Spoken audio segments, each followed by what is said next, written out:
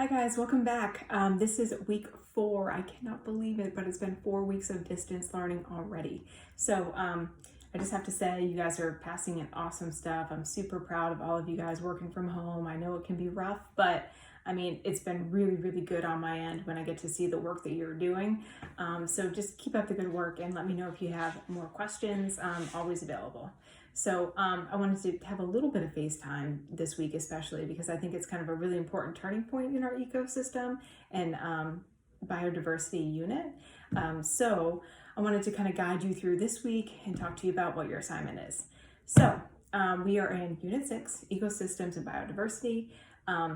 Last week we spent a little bit of time talking about how natural resources, so things like water and food and shelter and air, all of those things, those natural resources can actually change a population of plants, animals, fungi, whatever it might be as an organism. So if you have more of a natural resource, you have an opportunity to grow your population and to have a higher carrying capacity. Or if you have a fewer amount of natural resources, it could actually be the opposite. So your population goes down, your carrying capacity goes down with those natural resources. So I want to kind of build off of that a little bit. And you might have been able to kind of read in between the lines a little bit, but really when we're talking about carrying capacity and natural resources and organisms living in ecosystems in confined areas or areas where they live and grow their habitats, you find out that they compete. So I just want to kind of throw that out there and kind of draw a little bit more attention to it. But really, organisms compete for natural resources. They compete for space. It could be sunlight. They could compete for soil or food or just area to grow and live. So kind of along the lines of what we did last week, but just reiterating that they do compete. And additionally, I want to kind of build on something a little bit different this week, where it's looking at organisms in an ecosystem and how they have different relationships. So really this unit talks a lot about this interconnected web of life.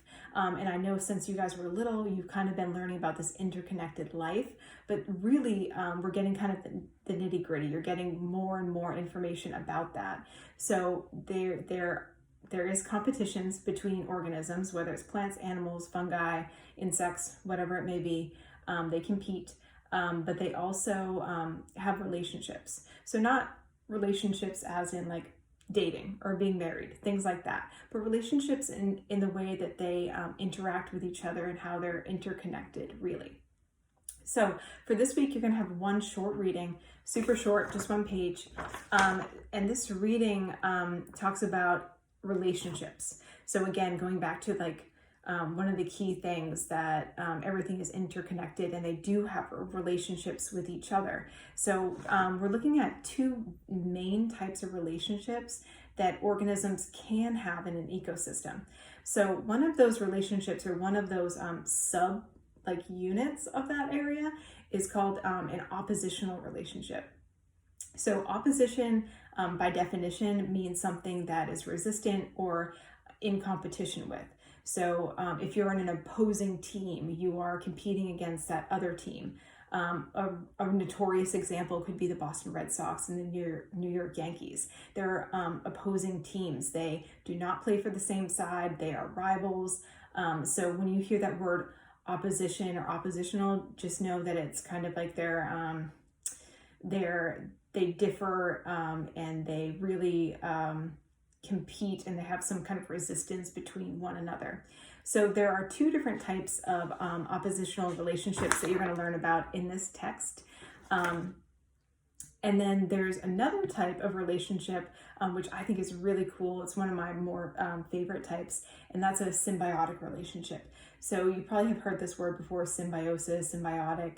So symbiotic means that they actually get along. So at least one of the organisms will benefit from a symbiotic relationship. Here's a really cute kind of example. So I feel like you guys have seen this fish before. It's called a clownfish. You probably even have seen this, a picture similar to this before. So there's a clownfish and right behind it, this is also an organism, it's called a sea anemone. So this sea anemone and this clownfish have a symbiotic relationship, and it's called a mutualistic symbiotic relationship. So mutualistic means that they're both getting something out of their relationship together. So for this particular fish, he's getting to live in this sea anemone, and other things cannot live there because it will actually harm other organisms. But for whatever reason, this clownfish has been adapted and evolved to be able to withstand being in this sea anemone without getting harmed. And in return, the clownfish is actually eating this sea algae that can grow on the sea anemone. So they're both kind of helping each other out. So that's an example of one type of symbiotic relationship. In addition to that, there's two other types of symbiotic relationships that you're going to be reading about in this short text. So as we go through week 4, really, this is really heavy on vocabulary. So for your assignment, I'm having you make a graphic organizer to kind of like figure out what these words mean.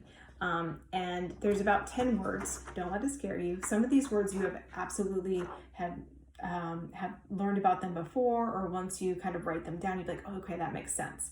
So, but because it is so dense with vocabulary, and we are starting this new unit on ecosystems and biodiversity, we really need to know how to talk as a biologist or an ecologist. So I think it seems a little bit fitting to do an assignment for this week where you are going to be uploading a graphic organizer for me on Jupyter. So I do have a couple examples for you. Your examples that you pass into me through Jupyter do not have to look like these, but I just wanted to offer a couple ideas. So before I show you mine, a graphic organizer, we did a little bit on this. It's a type of note-taking where you can almost have like pictures, or the way that you lay out the page is organized in a fashion that will help you understand words. So here's one example that I did.